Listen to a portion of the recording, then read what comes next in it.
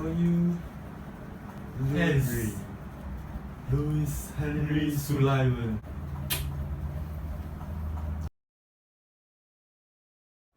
This is young Sullivan. From his childhood, he had a love for nature. Spends his free hours hanging around the parks of Boston. His obsession with beauty of the nature will make itself evident in his work later in life. He also has respect for the architects who built the building in the city of Boston. This also inspired him to the calling to architecture. During Sullivan's high school years, he is a hardworking kid.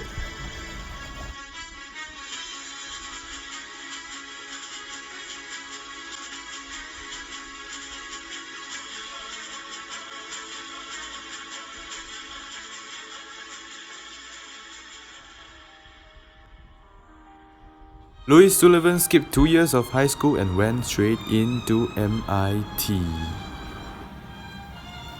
After 1 year, he was dropped out. After a couple years of school, he moved to Philadelphia and took a job with architect Frank Furness.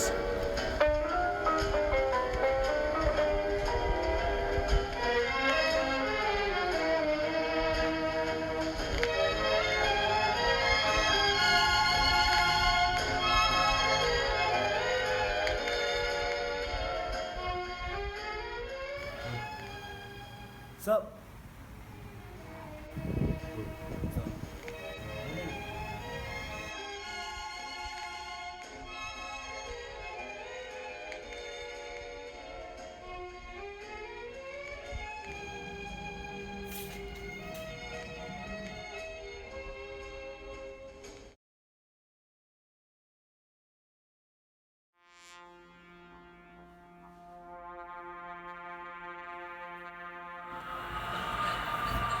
The Chicago fire destroyed an area about 2,000 acres and destroyed more than 73 miles of roads.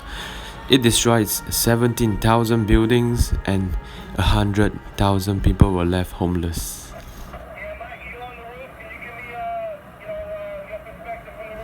At that point, Sullivan moved on to Chicago in 1873 to take part in the building boom following the Great Chicago Fire. After that, he continued work under many architect firms.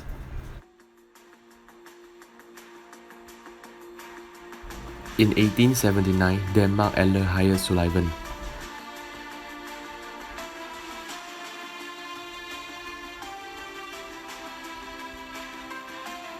A year later, Sullivan became a partner in the firm. This marked the beginning of Sullivan's most productive years. Now, let's take a closer look at these buildings. Standing at 10 stories high, the Auditorium building is a fine example of the architectural capacity of Louis Sullivan and Denmark Adler. This ingenious structure, built in 1890, has multiple uses other than hosting events in the place, including a luxury hotel and office spaces. This building had a 400-room luxury hotel with dining and 136 office spaces, all of which worked to bring revenue to keep ticket prices to the auditorium low. At the time of its construction, it was said to be the largest, tallest, priciest, and heaviest building of its time. The auditorium in the building is quite the sight to see. It was built in a U shape with a stage in front that could hold a crowd of almost 4,000 people. It was designed to have great acoustic qualities. Walking into the auditorium, many aspects will catch your eye, including the 3,500 light bulbs that line the ceiling and bring attention to the stage. The lights gave it a very catchy look and were considered a pretty modern feature for the time. The building was made in the Italian palazzo or palace style, which was made to look very ornate and lavish. In the auditorium, there's lots of stonework and rustic designs, with patterns such as snowflakes and floral designs, for which Louis Sullivan was famous. Around the top and side of the auditorium, there are rounded and classic arches which give it a Romanesque look. When looking at the rest of the building, you can see the Romanesque style keep appearing. In the dining hall, there is a high rounded ceiling with skylights to help give the room natural light. On the stairs, there are intricate metalwork and railings with ornate designs on them and on the sides. All around the building, there are many windows that bring a natural light to help make the building light up and glow. There's also a 17-story tower that housed the offices of Sullivan and Adler. In 1946, the theater was closed and the building was bought by Roosevelt University, who turned the dining area for the hotel into a library. In 1967, the theater was reopened and began hosting events again, such as concerts. Today, the building is still standing and used for meetings and events such as the 2015 NFL Draft. Now I'm going to hand it off to Jake to tell you more about the Wainwright Building. Now what I want to talk about is Louis Sullivan's work for his first ever constructed office building, the Wainwright Building. The 10-story office building was designed and constructed by Louis Sullivan himself and was finished being built in 1891 in St. Louis, Missouri. The building was the first Adler and Sullivan commission involving the use of completely iron and steel framing. The Wainwright Building was built for Ellis Wainwright, who was a successful president of the St. Louis Brewing Company. Wainwright needed office space to manage the St. Louis Brewers Association, and the Adler and Sullivan firm won the bid to construct and design the building. The Wainwright Building is actually the sister building to the Prudential Building in Buffalo, New York, which is a very interesting fact. Let's get into a little bit about the architectural style of this building. The first floor was designed and intended for street-accessible shops open for the public in the city of St. Louis, while the rest of the floors are intended for public office spaces, with the exception of the top floor, which is used for the utilities and mechanical equipment of the building.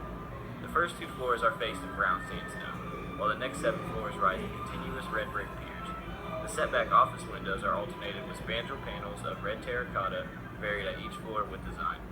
10 stories an embellishment of intertwined leaf scrolls framing circular windows, and the building is capped off with Sullivan's characteristic roof slab, which is also decorated.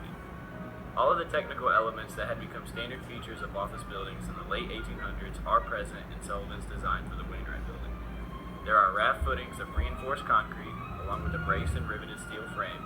There are wall bays carried on spandrel shelf angles, and there are movable interior partitions. There is a fireproof tile covering of all structural members, and above the skylighted ground floor, the U-shaped plan provides outer exposure for each office. The quality of height in the Wainwright Building is emphasized through the use of a system of closely ranked pier-like bands that give the street elevations their forceful vertical thrust. False piers in between each pair of true piers reinforce the image of a powerful upward movement. Sullivan explained in an essay called The Tall Office Building Artistically Considered that the appearance of an office building should reflect the activities within. First, the entrance should be obvious. The main floor shops need large windows advertising their wares. Above, the identical floors are designed to be subdivided in many different ways, thus their windows should be identical, none more important than the other. Finally, the attic story terminates the building visually and houses mechanical equipment and service spaces. This internal arrangement is clearly expressed in the exterior of the Wainwright Building. Okay, thanks Jake. The Guarantee Building was one of Louis Sullivan's greatest works in New York. In 1895, the construction of the Guarantee Building was started and ended on March 1896. The reason why this building was so important and stood out is because of the steel frame it used and the elevators that were installed in the building. Another thing that stood out at the time this building was constructed was the height, which stood at about 152 feet. The building was named after the Guarantee Construction Company because they finished the construction of the building after the original owner, Hassel L. Taylor, died. In 1898, the building was renamed the Prudential Building after the Prudential Insurance Company helped the Guarantee Building with some financial problems. The building remained unchanged in the original condition since 1898 to 1954. Then, unfortunately, in 1955, the Prudential Building was going on major constructions to make the building more modern and add some major upgrades. Some of these upgrades would include adding fiberglass to the first story and making the ceilings lower. The people who were making these upgrades thought that it was a good idea, but then they damaged the most important feature of the building, the terracotta. The terracotta is a type of clay that is used in many of Sullivan's buildings to give it a more decorative look. Most of the terracotta can be seen at the top of the building and a little bit at the bottom. The one good thing about the terracotta is that it's fireproof, and this was helpful in 1974 when the Prudential Building caught on fire and destroyed a lot of the original design elements. Because of this, the city thought saving the building was too much, and plans on destroying the building was made in 1977. The local people did not like the idea of destroying the building because it was a landmark. The city was debating on whether they should destroy the building or not. the city finally decided to keep the building and restore it. After a couple long years and $12.4 million later, the building was finally completed in 1983. After the final construction, they renamed the building back to their original name, the Guarantee Building. The building is still standing today in New York. And now let's take it over to Laurent. The Carson Pirie Scott Building was another one of Sullivan's greatest skyscrapers. This was actually the last commercial structure that Sullivan built. The Carson Pirie Scott Building was opened on New Year's Day in 1899 on 1 South Street at the corner of East Madison. The building originally functioned as a department store commissioned by dry goods merchants Schlesinger and Meyer in 1899. The 9-story building eventually expanded in 1904 when the building was bought out by the Carson Pirie Scott Company. The building added 3 stories, which brought it up to 12 stories, or 207 feet tall. The Carson Pirie Scott Building follows Sullivan's famous words, "Form follows function." This structure has 2 contrasting levels. The design of the top floors have the typical grid-like pattern that skyscrapers tend to have. The offices of the upper part of the building have large windows which allow natural light to shine through. The use of natural light would help the company save money on electricity. While the upper section of the building has this stark white grid-like design, the foot level of the building was decorated with ornate and intricate ironwork. Sullivan thought that if he kept the entire building as a plain white building, he would not get the same kind of foot traffic. The lower portion of the building was fancily decorated in lavish iron designs to attract potential customers that were walking by. The meticulously designed patterns of the bronze-colored iron contradicts the rigid white terracotta facade of the upper level. Sullivan also cleverly thought through the entrance placement. The entrance was located on one side of the building's rounded corners. That way, people on both sides of the street could see it. In 2007, Carson Pirie and Scott closed. As of today, the Carson Pirie Scott Building is known as the Sullivan Center, and it is used as a commercial office building, art institute, and a Target retail store. Louis Sullivan is believed to be the pioneer of modern architecture and the father of skyscrapers. He is a voice for creativity, originality, and design. His work showed how function and beauty could work simultaneously, making office buildings look majestic and his auditoriums magnificent. He has created some of the most beautiful buildings the world has ever seen. Louis Sullivan's work on Chicago's architecture revolutionized American architecture, with his work on skyscrapers influencing how Chicago looks today. His legacy will continue to live on in his creations.